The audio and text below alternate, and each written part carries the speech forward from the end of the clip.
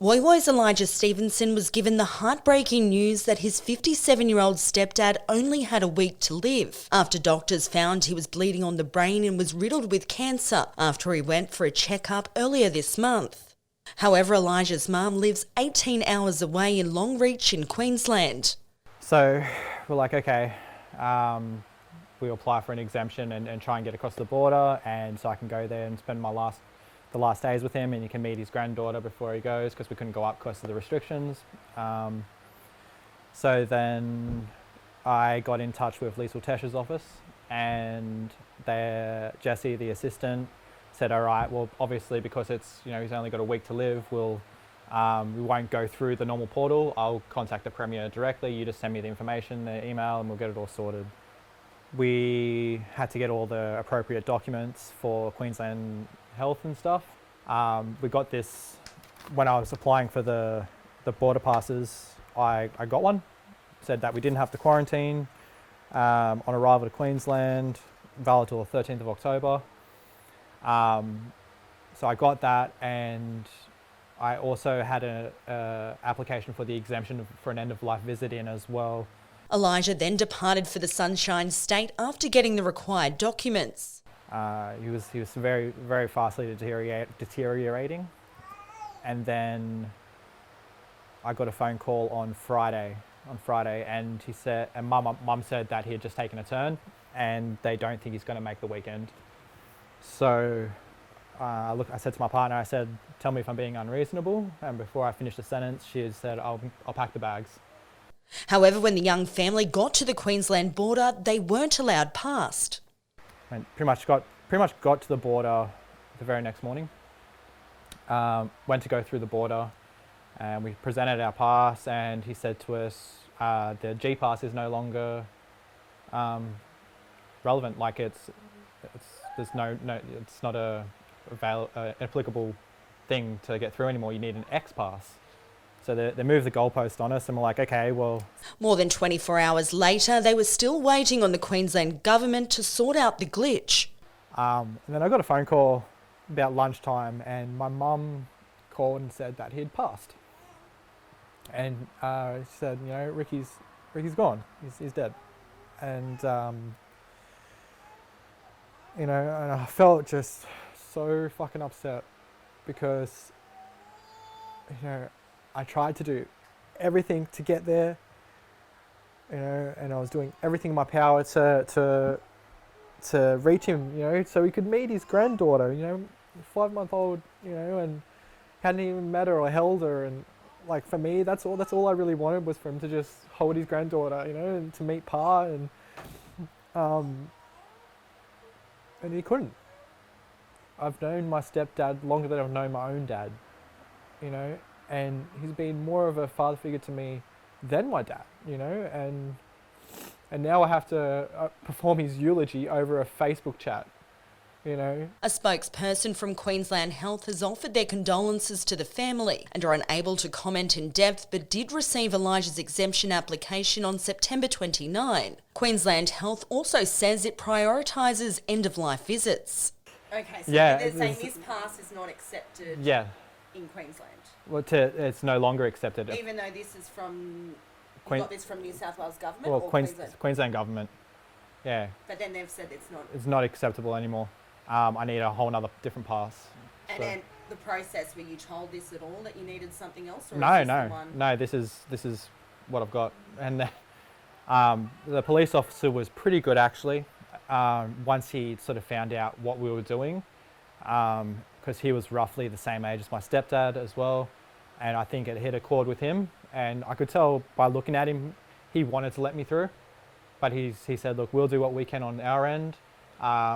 You're probably going to have a bit of a hard time being a Saturday and being so early in the morning, but I need you to go back over the border and make some phone calls and try and get that exemption through. And I was like, okay. So I went back over the border with my family, and we started making phone calls. The first time I called up, they said, look, we want to get you across the border as soon as possible because, obviously this is a very time restricted thing. And so from there, From there,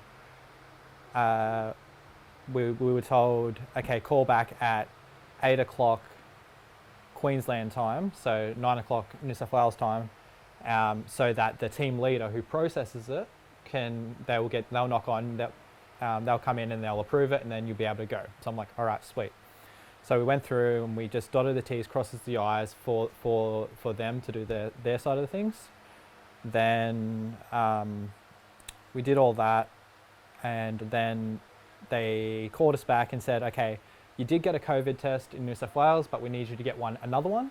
And said, that's not a problem, we'll do that. So we went to get a test in Queensland, but the hospital was on the other side of the border, so that presented more problems. So we were at the border with the cop and the Queensland Health on the phone, and as we were trying to sort out for us to go and get a COVID test on the other side of the border, she said she realised that it was closed till Monday. So this Saturday morning, closed till Monday. He's not meant to make it till the weekend. So she goes, all right, look, what I'm going to do is I'm going to get a hold of Longreach Hospital and see if we can get a COVID test when you get to the hospital. So then you don't have to worry about stopping. You can go directly there, you get the COVID test, and we'll sort it all out that way. I was like, okay, so all right, go back across the border and just hang tight. So we did all that, and then I got a phone call from another person who was saying he was Queensland Health sort of person as well, officer, and he began by stating that the doctor's letter that I got from the doctors in Longreach was not good enough. So it said that he was terminally ill and all that kind of stuff, but it didn't have a diagnosis. So even though it said he was ill, terminally ill, he had like a week to live, all this stuff, it wasn't good enough. I needed a letter from the doctor breaking down the medical conditions. And then I had another letter. Do you feel that is too much to share though? Do you feel like you need to sort of, a letter saying that, someone's terminally ill, that you need to be disclosing that much personal information of their health? Yeah, well, as far as I knew, they weren't allowed to ask you about your personal health records, but I thought it was ridiculous. It was like you got a doctor from, a Queensland hospital saying, from palliative care saying, yeah, he's dying. What more do you want? And then we had another letter from the doctors and the hospital saying that it was basically the letter of recommendation for an exemption from the hospital. And he said, well, this isn't good enough either, because it needs to be from Queensland Health, and this is from Queensland Telehealth. And so where my mum lives is very rural. It's in the outback. Okay, so the good. It doesn't work like that. Like when my stepdad got flew from Longreach to Brisbane to see a specialist, the Royal Flying Doctors flew him. It wasn't Queensland Health that flew him. Royal Flying Doctors flew him there and flew him back. So they live in a very rural outback town. Actually, the town they live in, which is about 120 k's from the hospital, only has 80 people in it. So you can imagine, it was just ridiculous. So they said, all right, you need to get all those letters redone by different people and all this kind of stuff. And at this point I was very angry. I was like, okay, yeah, fine, I'll do it. And he said, even if I do give you the exemption, you won't get there by the end of the week, by the end of the weekend. And I was like, what? And he said, well, you have to take a break. You have to stop every 2 hours for the night when you're driving out there. And I had 10 hours driving left, and he's like, you'll have to stop at a hotel and stay the night and basically stay there, quarantine almost, and every 2 hours you could travel. Every day you could travel 2 hours. And I was like, what? I was like I just thought to myself, for my mum to go shopping, it's a 3-hour round trip. So by that logic, she would get halfway back and have to stay for the night. It doesn't make sense. And I was like, whatever. As soon as I get the pass, I'll just drive there. I don't care. It's a 10-hour drive. I had my mum on the other end getting all the paperwork sorted, so we could send it straight to them, get it all done. they said to me, the Queensland Health said, you know, this could take a while, blah, blah, blah. It's like, all right. And my mum said, go and get a room at the pub and just go and have a rest and we'll sort it out. However, Rick sadly passed away before Elijah could introduce him to his granddaughter. They're like, every time we'd get everything sorted, they would say, oh, no, actually, you need to do it this way now. You need to do it that way now. And my mum told me what happened. And she said to me, you know, it was like he was asking for permission at this point to go. And he said that, Mum said that, you know, she just felt God saying to her, you know, just, you need to thank him. And so my mum, you know, looked at Rick and said, you know, thank you for giving me the best 17 years of my life. And then just like that, he opened his eyes and passed away. So at this point, I was obviously just broken. I was angry and upset, and I was tired, and I became very numb and just cried, you know, and then I got another phone call from the guy who had asked me to get all these different letters and all this kind of stuff, and he goes, oh, very nonchalantly, sorry about your loss. Unfortunately, because your stepdad is no longer alive, you are no longer eligible for an end-of-life visit exemption. And he said, here are your options. You can postpone the funeral and fly up. First you have to apply for an exemption to go to a funeral, and then from there you'll have to quarantine in a government-sanctioned hotel for 2 weeks, and then you'll be able to go to the funeral. And so, you know, by the looks of it, it's going to be like, you know, more than 2 weeks, obviously, because you got to wait for the exemptions and you got to do this. And like, I'm just like, my mum, I don't want my mum to have to wait to bury her husband, you know.